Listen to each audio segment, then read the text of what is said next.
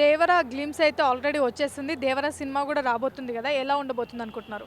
Expectations అయితే హైలో ఉన్నాయి. ఎందుకంటే మన గ్లిమ్స్ వచ్చినప్పుడే ఒక గ్లిమ్సే ఒక హై లెవెల్ హై ఫీస్ట్ ఇచ్చినాయి. ఎందుకంటే అది చూసిన వెంటనే అంత గూస్ బంప్స్ వచ్చినాయి. ఆ బ్యాక్‌గ్రౌండ్ అనిరుద్ అయితే నిజంగా అంటే బ్యాక్‌గ్రౌండ్ మ్యూజిక్ అయితే చాలా బాగా ఇచ్చింది. అసలకి అనిరుద్‌ని చూసి తమన్ చాలా నేర్చుకోవాలనిపిస్తుంది. ఎంత మంచి బ్యాక్‌గ్రౌండ్ మ్యూజిక్ అంటే తమను అంటే మన 'గుంటూరు కారంలో' బాగా ఎయలేదు.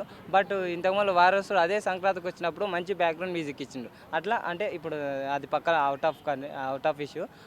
కానీ 'దేవర' గ్లింప్స్ అయితే చాలా బాగుండే. విజువల్స్ పరంగా గానీ, అసలు గ్రాఫిక్స్ అయితే నెక్స్ట్ లెవెల్ ఉండే. అసలు చూసినంత సేపయితే అబ్బా! ఏమన్నా ఇది కొరటాల మూవీనేనా లేదంటే వేరేనా అసలకి నాకైతే మస్తుగా ఎక్స్‌పెక్టేషన్స్ హై రేంజ్‌లో పోయినాయి. ఇంకొకటేందంటే హైలైట్ సీన్ ఏంటంటే హాఫ్ మూన్ ఉండేది. ఫుల్ మూన్ అయితది అట్లా కొట్టినప్పుడు అది కూడా హైలైట్ ఉండే.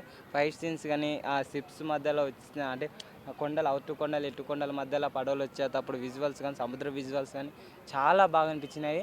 బట్ సైఫ్ అలీ ఖాన్ గారు అంటే నిన్న షూటింగ్‌లో అనేది ఆయన గాయపడినారు. బట్ దీనివల్ల ఏమన్నా డిలే అయితదా ఏం కథ అనేది ఉంది. ఏప్రిల్ 5కి వస్తుంది కదా!